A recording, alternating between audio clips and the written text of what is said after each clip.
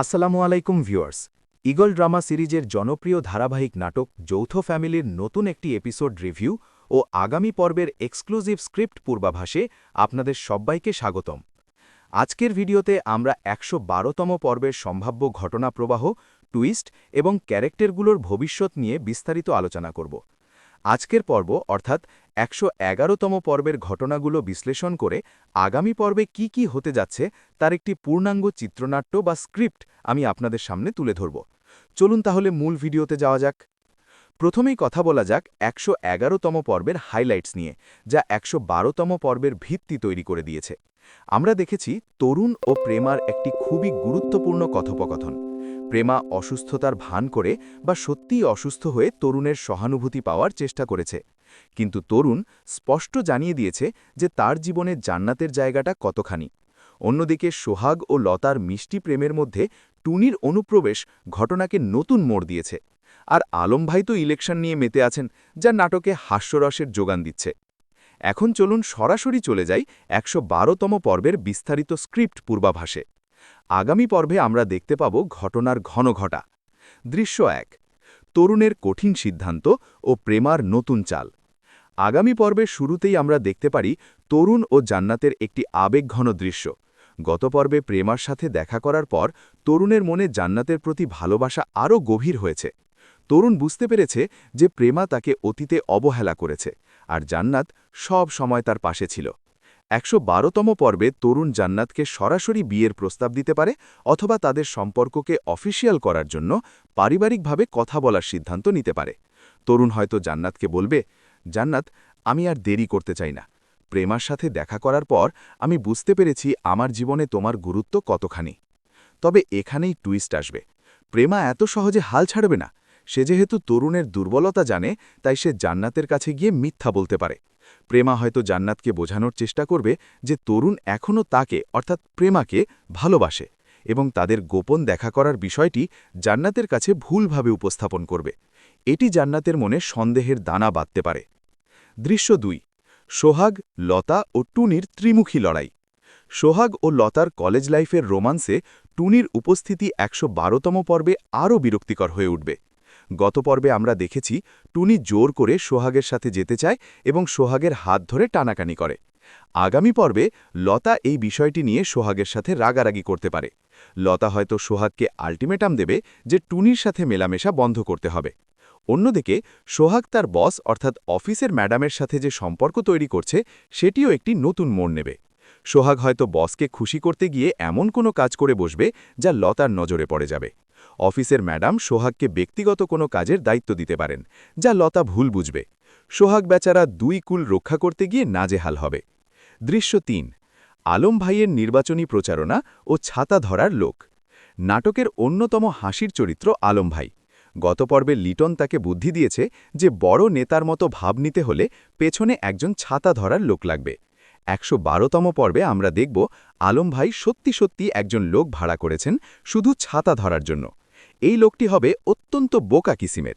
আলম ভাই যেখানেই যাবেন, হোক সেটা ছায়ার মধ্যে বা ঘরের ভেতরে, ওই লোকটি তার মাথায় ছাতা ধরে রাখবে। গ্রামের মানুষ এটা দেখে হাসাহাসি করবে, কিন্তু আলম ভাই ভাববেন সবাই তাকে সম্মান করছে। তিনি হয়তো চায়ের দোকানে গিয়ে ভাষণ দেওয়া শুরু করবেন, ভাই সব, আমি আসছি আপনাদের সেবা করতে। আমার পেছনে দেখছেন ছাতা, এই ছাতা হলো আপনাদের নিরাপত্তার প্রতীক। এই দৃশ্যে দর্শকদের জন্য প্রচুর বিনোদন অপেক্ষা করছে। তবে বিরোধী পক্ষ অর্থাৎ বড় ভাই এই বিষয়টি নিয়ে আলমকে পচানি দিতে ছাড়বে না। দৃশ্য ৪, তিনতলা বাড়ির ছায়া ও ভাইয়ে ভাইয়ে দ্বন্দ্ব। পারিবারিক অবহে যে সিরিয়াস সমস্যাটি দানা বাঁধছে, তা হল বাড়ির জায়গা ও কনস্ট্রাকশন নিয়ে। গত পর্বে আমরা দেখেছি বড় ভাই ও মেজ ভাইয়ের মধ্যে তর্কতার্কি, কে কোথায় বাড়ি করবে এবং কার বাড়ির ছায়া কার উঠোনে পড়বে। ১১২তম পর্বে এই দ্বন্দ্ব চরমে পৌঁছবে। হয়তো তারা জমি মাপার জন্য আমিন বা সার্ভেয়ার ডেকে আনবে। এক ভাই হয়তো বলবে, তোর তিনতলা বাড়ির ছায়ার কারণে আমার উঠোনে রোদ আসে না, শীতকালে আমার বাচ্চারা কষ্ট পায়। অন্য ভাই পাল্টা জবাব দেবে, আমার টাকা আছে, আমি ১০ তলা করব, তাতে তোর কি। এই ঝগড়া থামাতে শেষ পর্যন্ত বাবা বা মুরব্বী কাউকে হস্তক্ষেপ করতে হতে পারে। এই দৃশ্যটি আমাদের সমাজের যৌথ পরিবারের ভাঙনের বাস্তব চিত্র ফুটিয়ে তুলবে।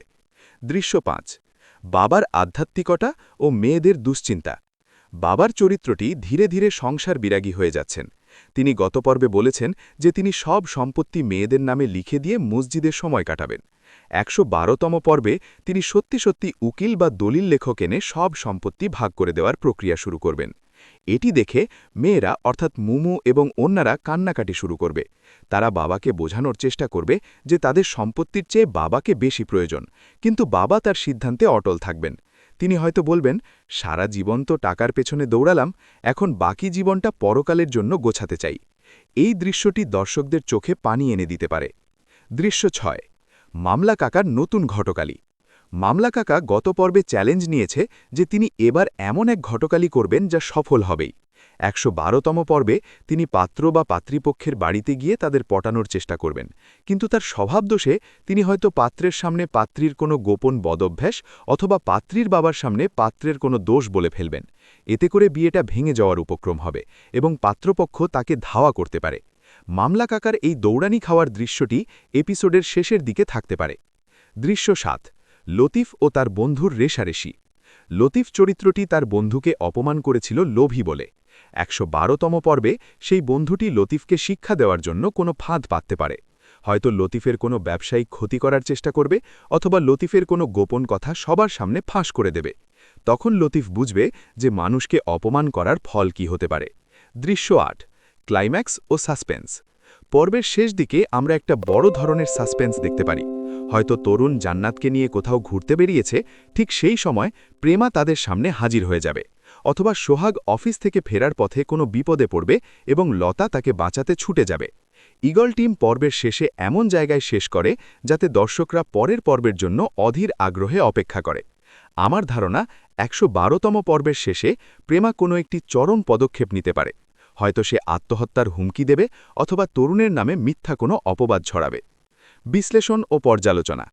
১১২তম পর্বটি মূলত ক্যারেক্টারগুলোর সম্পর্কের গভীরতা এবং পারিবারিক রাজনীতির ওপর ফোকাস করবে। তরুণের দোটানা কেটে গিয়ে জান্নাতের প্রতি তার একনিষ্ঠতা দর্শকদের ভালো লাগবে। তবে ভিলেন হিসাবে প্রেমার উত্থান নাটকে নতুন উত্তেজনা তৈরি করবে। অন্যদিকে আলম ভাইয়ের কমেডি ও পারিবারিক জমিজমার ঝগড়া, এই দুইয়ের ভারসাম্য নাটকটিকে উপভোগ্য করে তুলবে। পরিচালক ঈগল টিম বরাবরই সামাজিক বার্তার পাশাপাশি বিনোদন দিতে পছন্দ করে। বাবার চরিত্রটির মাধ্যমে তারা হয়তো দর্শকদের বোঝাতে চাইবে যে শেষ বয়সে মানুষকে পার্থিব মোহের চেয়ে আধ্যাত্মিকতার দিকে ঝোঁকা উচিত। উপসংহার। সব মিলিয়ে যৌথ ফ্যামিলির ১১২তম পর্বটি হতে যাচ্ছে টান টান উত্তেজনায় ভরপুর। একদিকে রোমান্স, অন্যদিকে ফ্যামিলি ড্রামা এবং সাথে কমেডির ফোড়ন, সব মিলিয়ে একটি কমপ্লিট প্যাকেজ।